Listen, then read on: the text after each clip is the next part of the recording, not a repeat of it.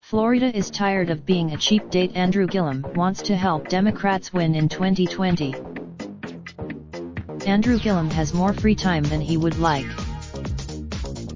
After losing his bid for Florida's governorship by less than 1/2 of a percentage point, Mr. Gillum, the former Tallahassee mayor, is now carefully planning his next steps amid speculation that he would run for president.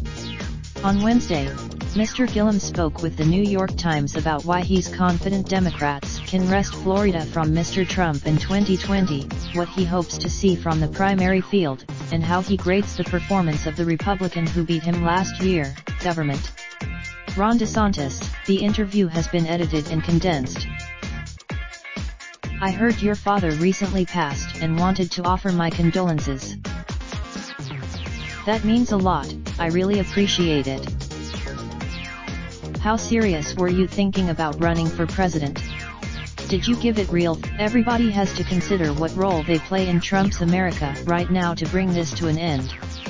But for me, if Beto O'Rourke can get into the presidential race, why not Stacey Abrams or Andrew Gillum?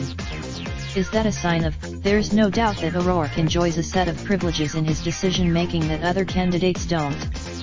Can you imagine it? I recognize that, but, as I understand it, the congressman also recognizes that there is privilege that accompanies him here.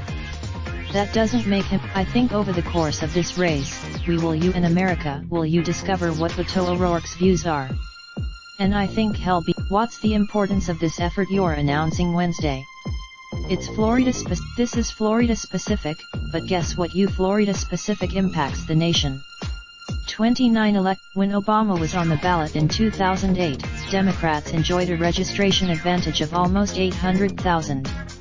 When I showed up given the migration patterns in our state, and given the challenges we have around producing an electorate that's favorable to Democrats to get out and vote we've got to put more people in the game.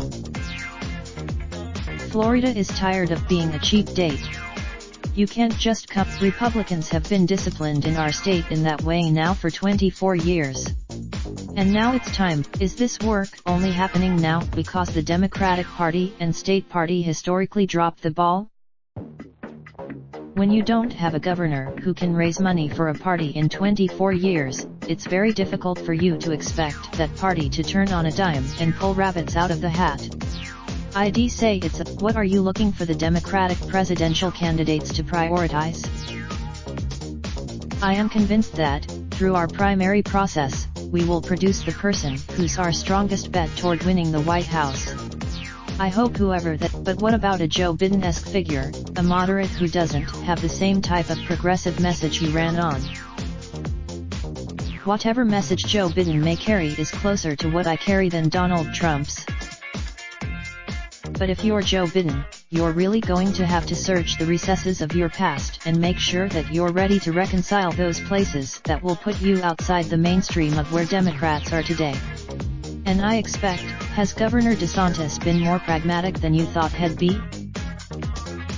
The governor recognizes what I know, which is, 30,000 odd votes separated the two of us.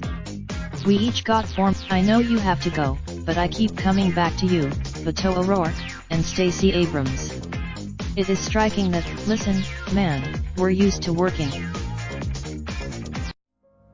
Raindrop, drop top, smoking, no cooking the hot pot. Fucking on your bitch, yeah, that. Looking up, open the park, pot.